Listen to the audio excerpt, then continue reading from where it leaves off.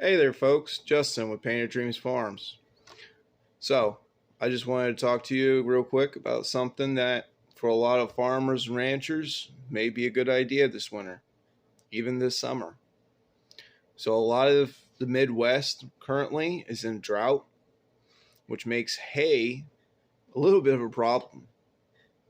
Anyone that's been doing farming for any number of years knows that the last couple years have been extremely difficult just to make it through the winter or even the summer. I've seen plenty of good farmers have to cut back and even sell out, and it's a shame.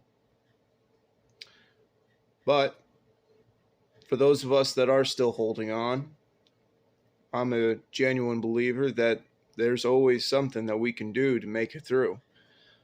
So, here you go.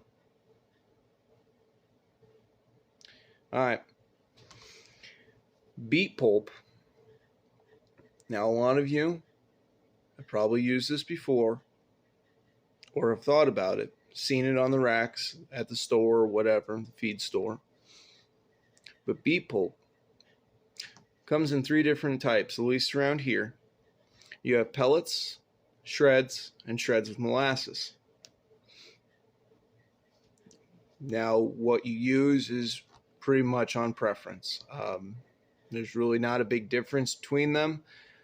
The big thing that I notice is the beet pulp pellets, when you soak them, do swell up to have more volume per 40-pound bag.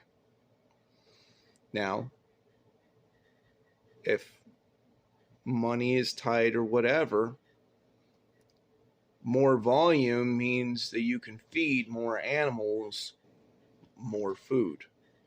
You know, you can get them to that 1 to 2% body weight feed that you're wanting to do.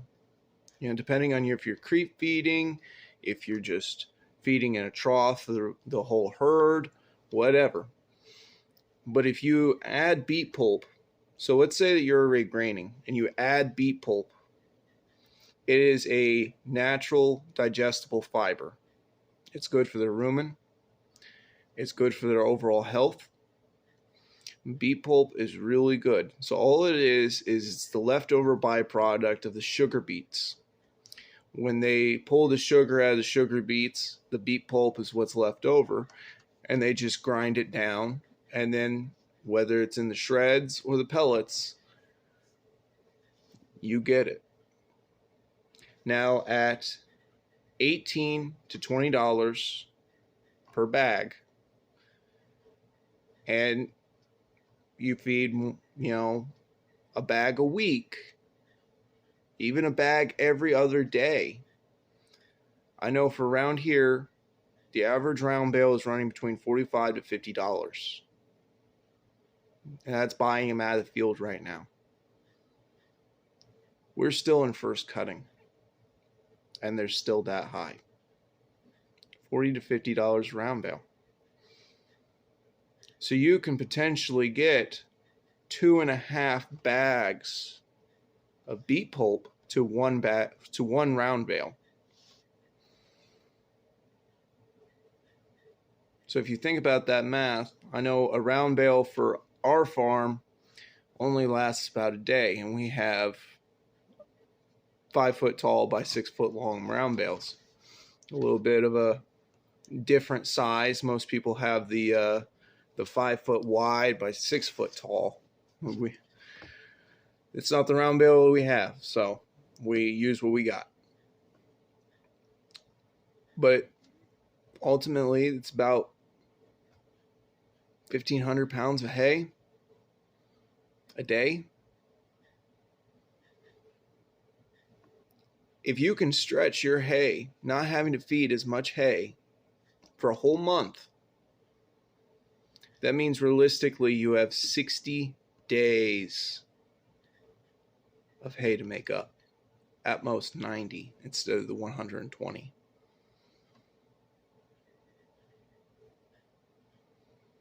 For half the price. Even if you fed a bag a day at half the price, you're still coming out on top.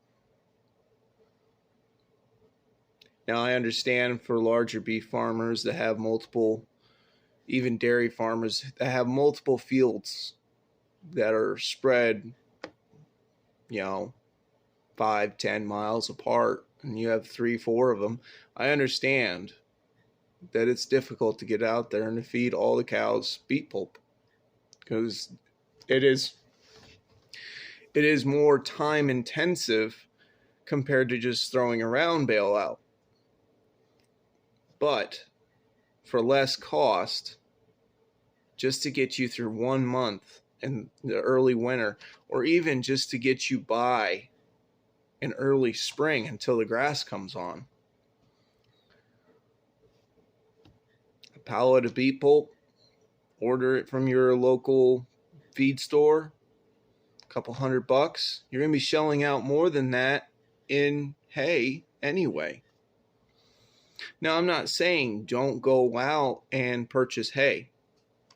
By no means am I saying that. Your animals are always going to need that roughage. But beet pulp, it's not like grain. It's not a carbohydrate.